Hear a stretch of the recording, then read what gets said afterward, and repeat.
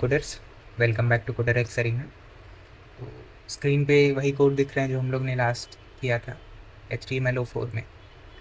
तो ये सारे कोड्स को हम लोग एक बार रिकैप कर लेते हैं, उसके बाद हम लोग अपने लेक्चर को आगे बढ़ाएंगे। ठीक है।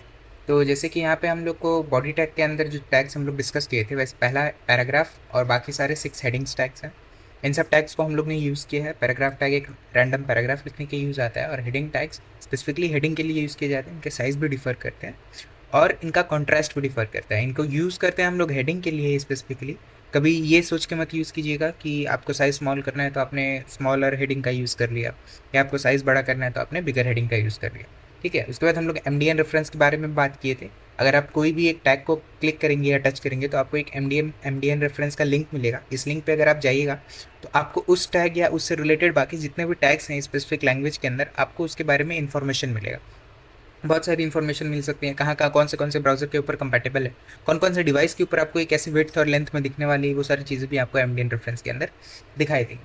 उसके बाद बारी आती है BR टैग की। BR मतलब ब्रेक। ये हम लोग को एक लाइन से दूसरे लाइन, जैसे मान लीजिए आपने एक वेब पेज के ऊपर आपने कुछ कंटेंट लिखना है, तो आपने एक कंटेंट लिखा, फिर नीचे दूसरा कंटेंट लिखा, बट आपको वो कंटेंट कुछ अच्छा लग नहीं रहा है, तो आप चाह रहे हैं कि उसके बीच में एक गैप आ जाए ताकि अब डिफ्रेंशिएट करना आसान हो जाए। तो आप उसके बीच में एक BR टैग यूज़ कर सकते हैं। ये आपको लाइन ब्रेक दे देता है। नेक्स्ट लाइन वाला फंक्शंस जो होती हैं वो यहाँ पे BR टैग की तरह यूज़ की जाती हैं। उसके बाद हम लोग एंकर टैग के अंदर कुछ अच्छे पॉइंट्स डिस्कस किए थे। जैसे एंकर टैग का हम लोग यूज़ करते हैं कोई एक लिंक को हम लोग अपने वेब पेज के ऊपर डालने के लिए। तो जैसे यहाँ पे हम लोग HREF के अंदर अगर हम लोग कोई लिंक डालते हैं स्पेसिफिकली, तो ये हम लोग को उस जगह रिडायरेक्ट करता है जहाँ पे हम लोग जिसका लिंक यहाँ पे कॉपी पेस्ट किए हैं। जैसे मान लीजिए यहाँ पे गूगल का लिंक दे दिया, अगर मैं यहाँ पे गूगल का लिंक दे देता हूँ तो ये एक्चुअल लिंक हो जाएगा, एक्चुअल रेफरेंस हो जाएगा। यहाँ पे मेरे को पेज पर रिडायरेक्ट कर दिया जाएगा गूगल के पेज के ऊपर। ठीक है।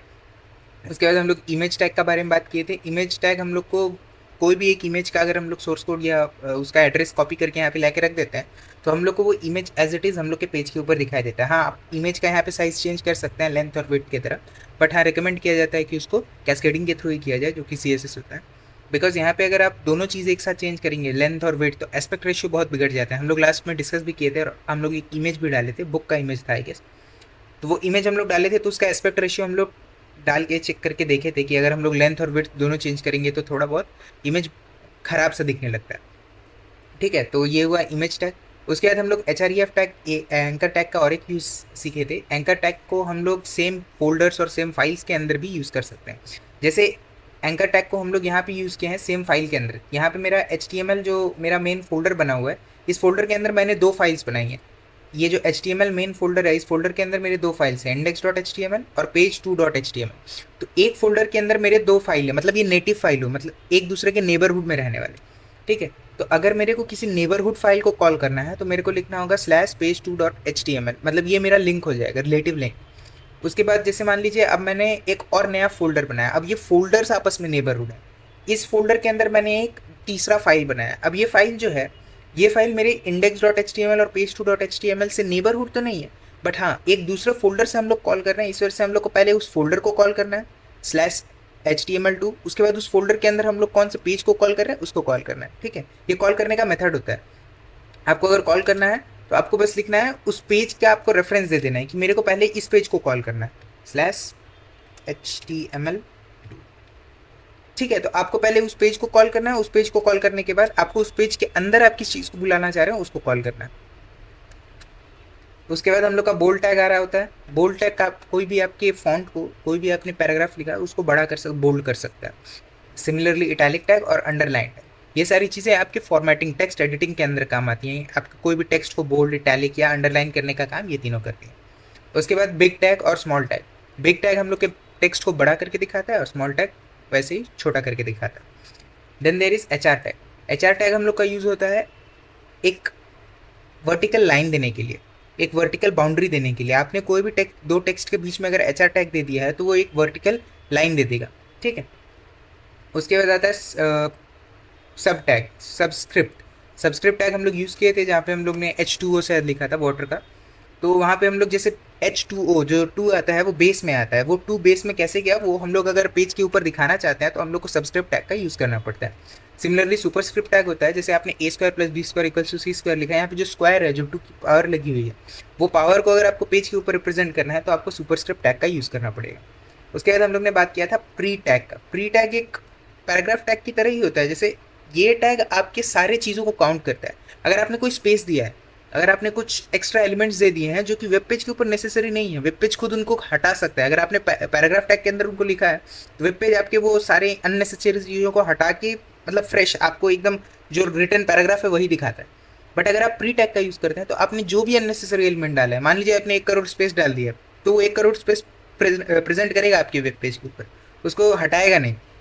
क्योंकि प्री टैग बोलता है कि आपके अंदर जो भी कंटेंट दिया जा रहा है वो सारी चीज़ें इंपॉर्टेंट है, नेसेसरी हैं। चाहे वो स्पेस हो, चाहे वो फुल स्टॉप हो, या आपने जो भी चीज़ें वहाँ पे लिखी हैं वो सारी चीज़ें यहाँ पे इंपॉर्टेंट है और मैं सारी चीज़ों को प्रिंट करूँगा। ठीक है, तो ये सारी चीज़ें हम लोगों ने लास्ट क्लास में सीखी थी। आज हम लोग एक नए टैग से यूज़ करते शुरू करते हैं। थोड़ा सा डिफरेंट होगा बिकॉज अब हम लोग कोई टेक्स्ट एडिटिंग या फॉर्मेटिंग का नहीं, अब हम लोग एक प्रॉपर वेब पेज डेवलप करने के बारे में सोचेंगे।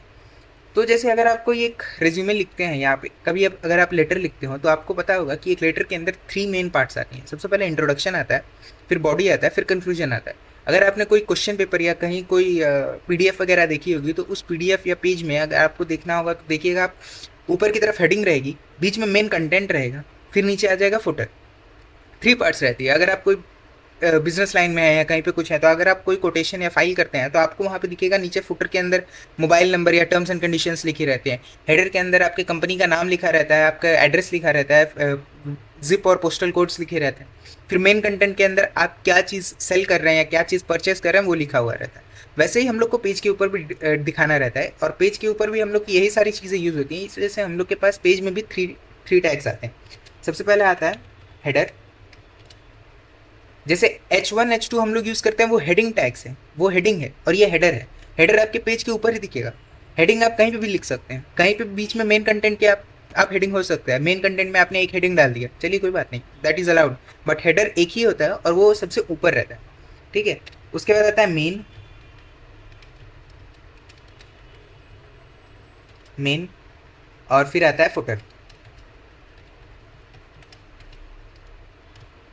Just like a business proportion और कंज्यूमर्स, वो बिल जो हो जाता है, जैसे जैसे वहाँ पे बिल्स होती हैं, वैसे जैसे आपके क्वेश्चन पेपर्स होते हैं, जैसे आपने रिज्यूमे दिया है, फाइल की है, आप कोई वेब पेज खोलते हैं, जैसे जैसे आपको पार्ट्स दिखते हैं वैसे वैसे ही HTML उन्होंने भी रख दिया। हेडर, मेन एंड फुटर, इनको कहते हैं इंपॉर्टेंट टैग्स। क्योंकि ये सारी टैग्स जो हैं आपके जो वेब पेज हैं उस वेब पेज को एक मेन ढांचा देती है, एक स्ट्रक्चर देती है, आपके वेब पेज को एक अच्छा लुक देती है, रीडेबल बनाती है। अगर आप कोई वेब पेज खोलना चाह रहे हैं तो आपको एक अच्छा लेआउट दिखना चाहिए। ऐसे ही कुछ भी रैंडमली लिख देने से वो वेब पेज अच्छा नहीं हो जाता। इस वजह से लेआउट्स को यूज़ करने के लिए हम लोग कुछ स्पेसिफिक टैग को यूज़ करते हैं। ये सारी चीज़ें इसीलिए इंपॉर्टेंट है, हेडर, मेन और फुटर, ये सारी चीज़ें इसीलिए इंपॉर्टेंट है। ठीक है, हेडर के अंदर जैसे मैंने लिखा माई पोर्टफोलियो।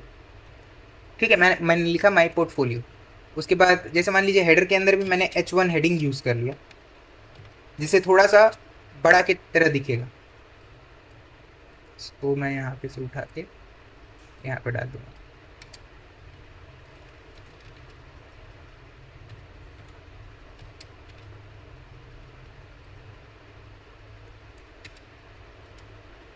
उसके बाद मेन कंटेंट के अंदर आप कुछ मेन लिख सकते हैं, वो मैं आपको बाद में बता रहा हूँ। उसके बाद फुटर के अंदर आप मान लीजिए H6 यूज़ करते हैं, कॉन्टैक्ट मी एट coderxarena.com। ठीक है, तो जैसे ये हेडर हो गया, आपका हेडिंग में दिखेगा माई पोर्टफोलियो लिखा हुआ है, H1 हेडिंग के साथ यूज़ किया हुआ। फुटर में आपको दिखेगा कॉन्टैक्ट मी एट, आपने कुछ भी डाला हो, यहाँ पे आप टर्म्स एंड कंडीशंस भी डाल सकते हैं।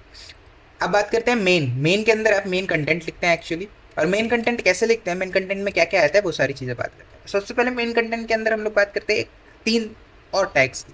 पहला आता है सेक्शन टैग, फिर आता है असाइड टैग,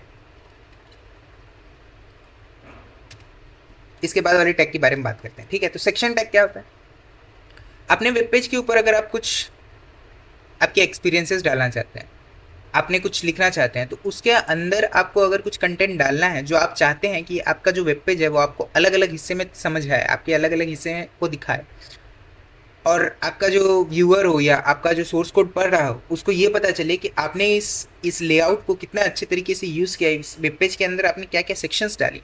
उसके लिए हम लोग सेक्शन टैग यूज़ करते हैं। सेक्शन टैग आपके वेब पेज के अंदर के कंटेंट को सेक्शनलाइज कर देता है, 4-5 सेक्शन में बांट देता है। जैसे मान लीजिए मैंने यहाँ पे लिखा एजुकेशन। एजुकेशन के अंदर मैंने लिख दिया TMSL।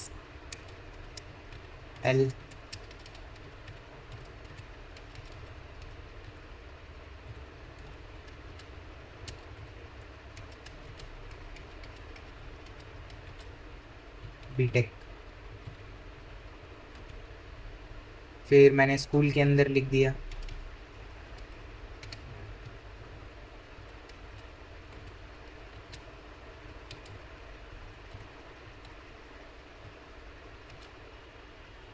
NHS।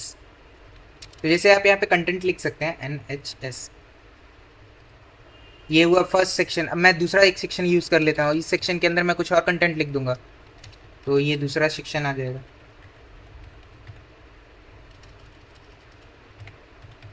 अच्छा, आप यहाँ पे जो सेक्शन टैग है, जो भी जितने टैग्स हैं HTML के अंदर, वो केस सेंसिटिव नहीं हो सकते हैं। तो आप यहाँ पे बड़ा भी लिख सकते हैं, छोटा भी लिख सकते हैं। ऐसा कोई बात नहीं है कि आपको ये सारे फॉन्ट्स को फॉलो करना पड़ेगा, आपको इन सारे चीज़ों को फॉलो करना पड़ेगा कि आप केस सेंसिटिव है, आप छोटा ही लिखेंगे तो ही होगा। नहीं नहीं, ऐसा कोई बात नहीं है। आप यहाँ पे बड़ा और छोटा दोनों लिख सकते हैं। चलिए मैं आपको बड़ा लिख के दिखा देता हूँ।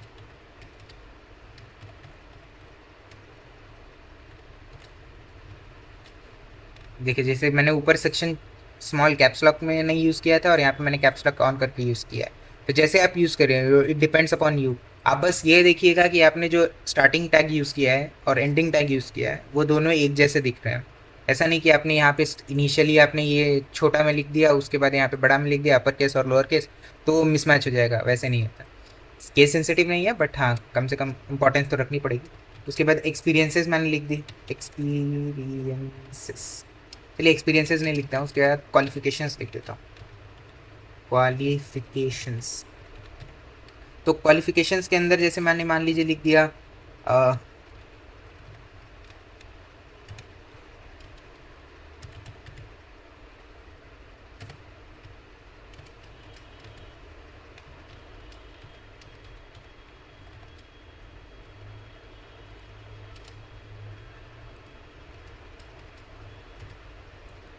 तो सिमिलरली आप यहाँ पे कुछ भी और कंटेंट डाल सकते हैं। जैसे मैंने मान लीजिए